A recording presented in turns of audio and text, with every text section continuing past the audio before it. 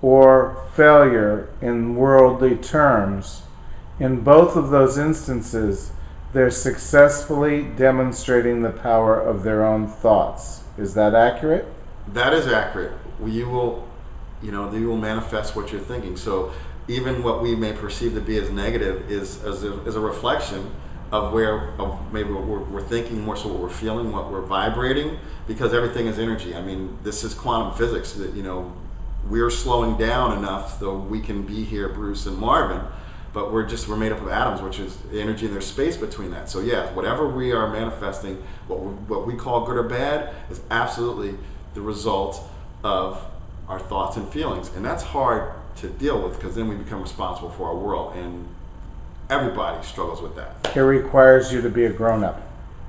I never thought of it that way, but yeah, absolutely.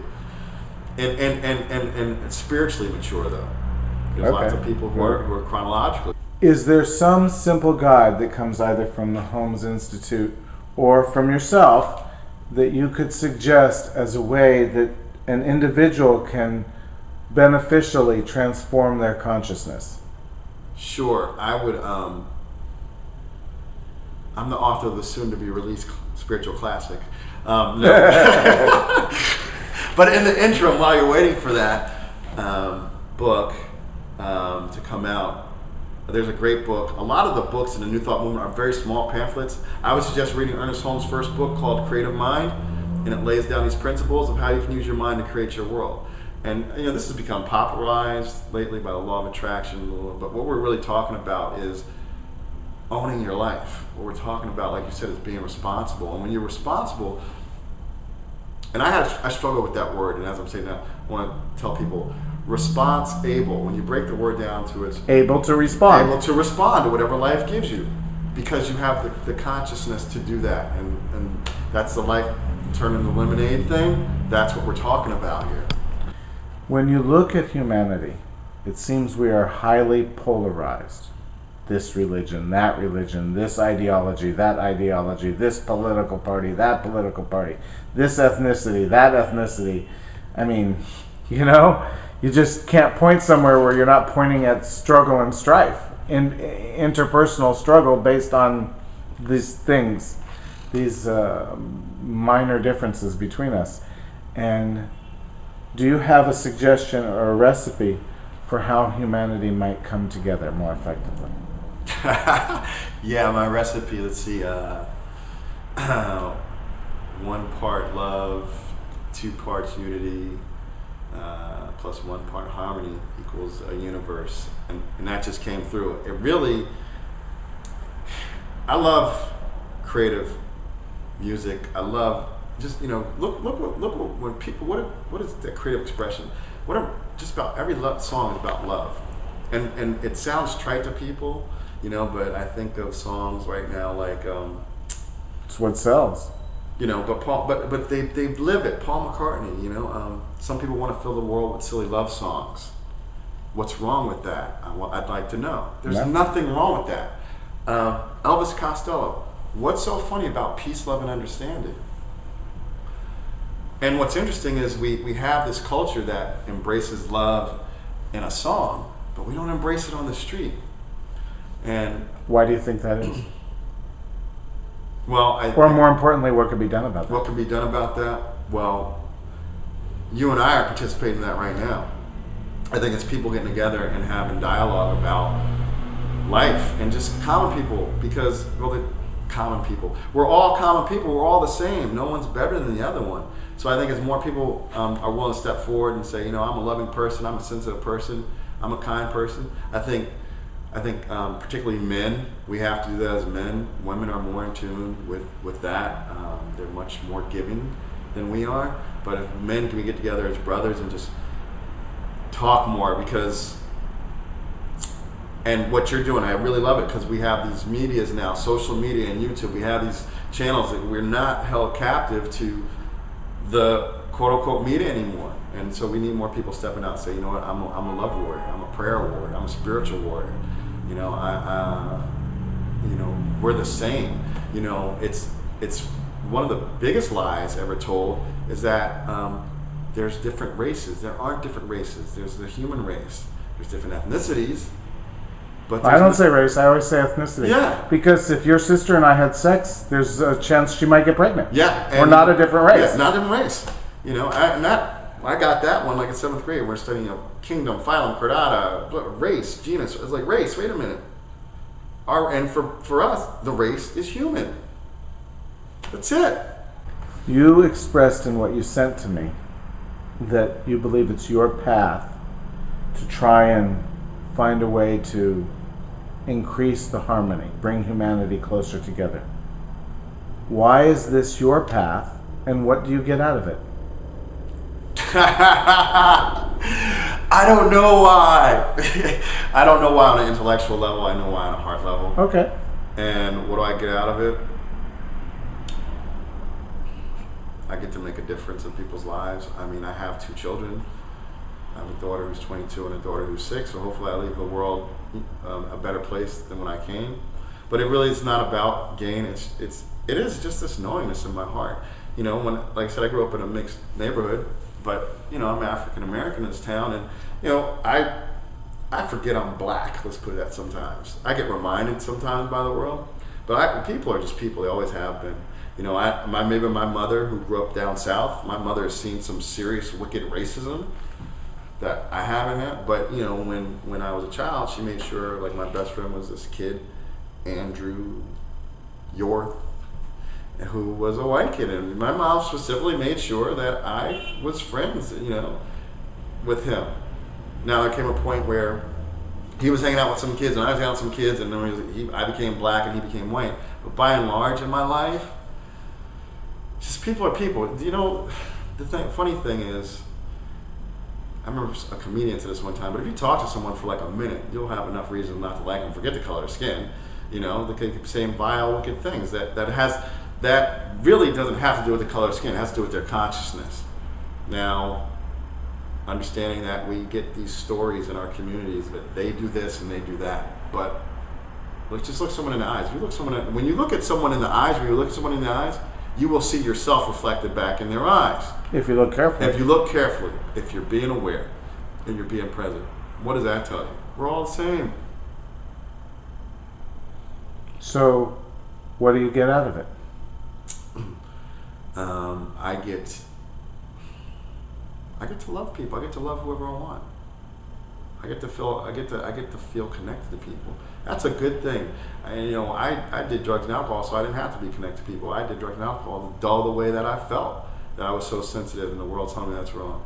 I get to love people. Do you cry in movies? I do. I knew that.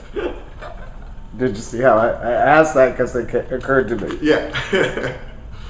One of our viewers either doesn't come from a faith tradition, or they were so traumatized by their upbringing in a particular faith tradition, the one that you were brought up, and many people leave it traumatized. And there's some others similar to it who do it in similar ways. They've heard about spirituality.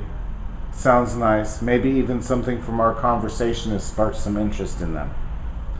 But they still have a big X across religion. Can you offer them a non-threatening, easy, low-commitment spiritual practice that they could engage in that might relieve some of that negative pressure they feel? Meditate. And by meditation does not have to be your legs crossed and your hands held, in which I know these are now called mudras. Used to joke, and you don't Mudras? Mudras. Okay.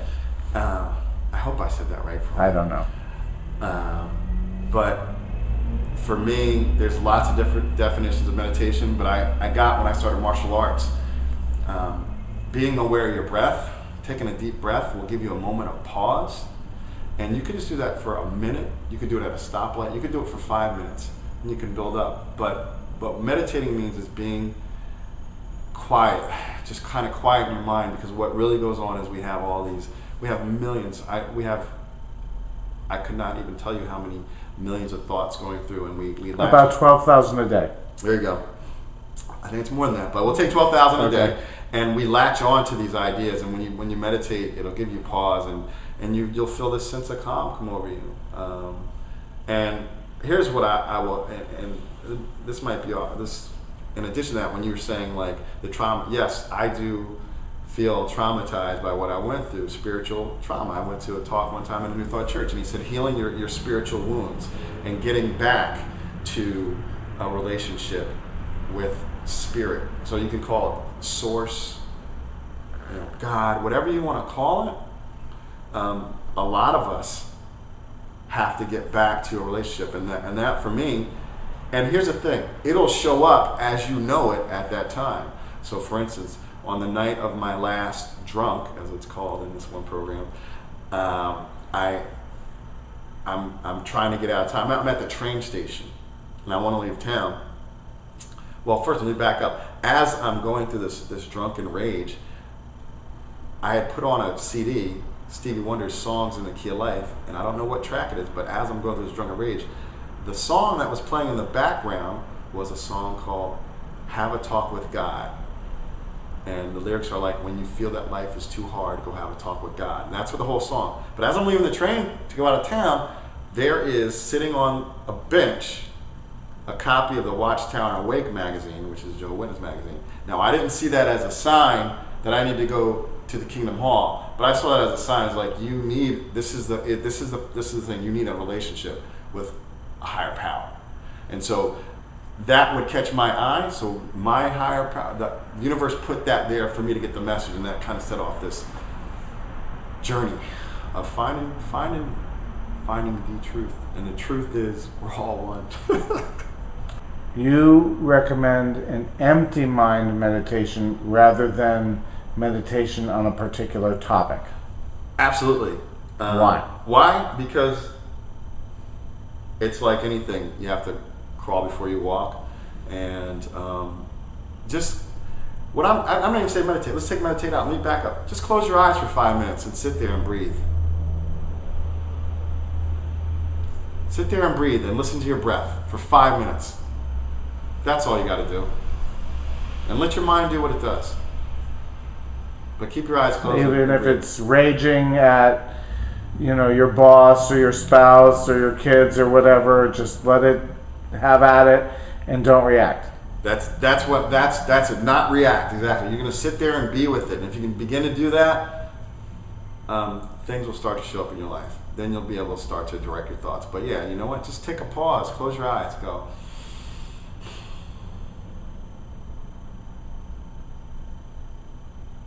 That's all you have to do. Anyone can do that. Are there any ways other than what you do in terms of training people and your efforts as a instructor for the Holmes Institute's work that you're of service to the community? I try and leave things better than I found them. So yeah, I mean, if I'm out in a restaurant or if I'm at the movie theater, I clean up public bathrooms. So there's water on the sink. I'll take the towel I use and I'll wipe it down. I pick up trash. People don't get, like, it's really easy to be of service. We all live here, but I try and leave things better than I found them. But the public bathroom, I love that one. I picked that one up a few years ago. I'll be in, and people see what I'm doing. I'm wiping down. I leave the sink shining. And that's a simple thing because you know what? I'm being aware that someone else is going to use this. I think the way you can best serve the community is by being conscious that you are here with other people, and I got this today, that I have an impact on the world. And so the question is, what kind of impact do you want to have? I want to have a positive impact. Well, I want to leave things better than I found them. I want people to, I don't know what's going to happen, but when people think of me, I want to think like, he was a really nice guy. He was giving. He always made me, I want people to feel good around me. I want them to feel good about themselves and know that they have value, that they're worthy, and that they're loved. What was involved